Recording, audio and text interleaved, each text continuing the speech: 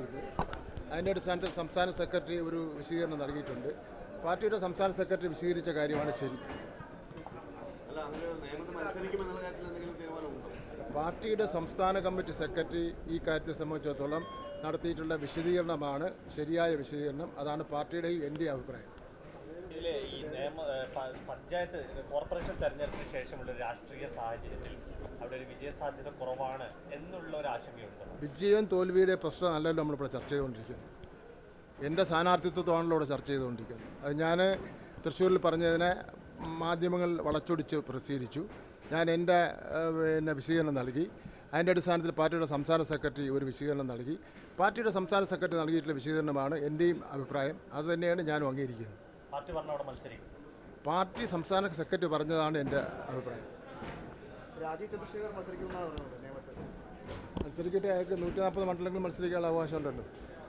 Congress 100 seat നേടും എന്നുള്ള ലക്ഷ്യത്തോടെ മുമ്പോട്ട് വരുന്നത് അങ്ങനെ ഒരു രീതിയുണ്ടോ?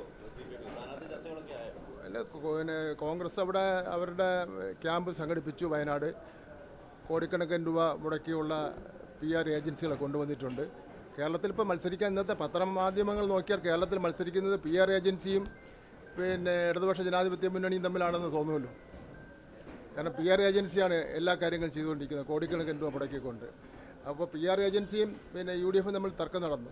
കാര്യത്തിൽ ഭരണവിരുദ്ധ വികാരമുണ്ടെന്ന് പ്രചരണം നടത്തണമെന്ന് പറഞ്ഞപ്പോൾ അവരുടെ സർവേയിൽ നിന്ന് കിട്ടിയ വിവരം അനുസരിച്ചാണെങ്കിൽ ഭരണവിരുദ്ധ വികാരമില്ല.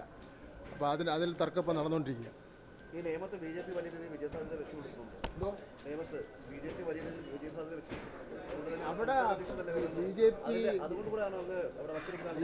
BJPയുടെ അക്കൗണ്ട് കേരളത്തിൽ നിയമത്തിൽ ക്ലോസ് ചെയ്തു. അത് വീണ്ടും ഓപ്പൺ ചെയ്യാനുള്ള സാധ്യത ഇല്ല. രാഷ്ട്രീയ സാഹചര്യം മാറിയെങ്കിലും നിയമത്തെ അക്കൗണ്ട് ഓപ്പൺ ചെയ്യാൻ പ്രയാസമാണ്.